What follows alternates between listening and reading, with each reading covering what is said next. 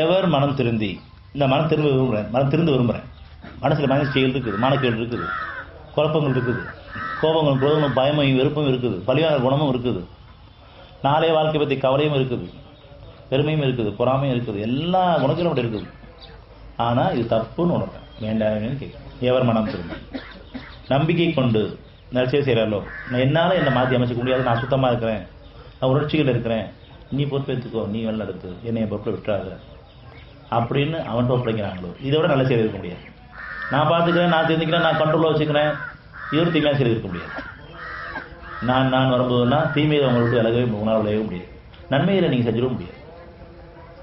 அதனால் நன்மையெல்லாம் அவன்கிட்ட தான் இருக்குது, தீமையெல்லாம் விலகுது அவன்கிட்ட தான் நீங்கள் ஒப்படைக்கணும். நானும் கண்ட்ரோலாக இருக்கிறேன், என் பிள்ளைங்களை கண்ட்ரோலாக வச்சுக்கிறேன், மனைவி கண்ட்ரோலாக வச்சுக்கிறேன், அல்லது என் கணவரை கண்ட்ரோலாக வச்சுக்கிறேன், ஒரு காலம் வாழ முடியாது. உங்கள் கண்ட்ரோலே மட்டும் இல்லை, என்னுடைய கண்ட்ரோல் என்று இல்லாத போது நான் யாரும் கண்ட்ரோலாக வச்சுக்க முடியும். அந்த கண்ட்ரோல்லாம் ஒரு நாளைக்கு பெரும் பூகமாக வெடிக்கும். சாகும் 2 நாள் காடு கொள்ளாதுன்னு சொல்கிறது.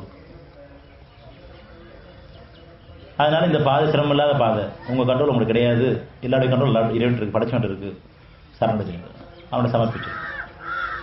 நம்மளையும் சரி, நம்ம குடும்பத்தாரையும் சரி, யார்கிட்டையும் குறை இல்லாமல் இல்லை, அதை பொறுத்து செஞ்சு மன்னிச்சு நான் அவன்கிட்ட ஒப்படைக்கிறேன்.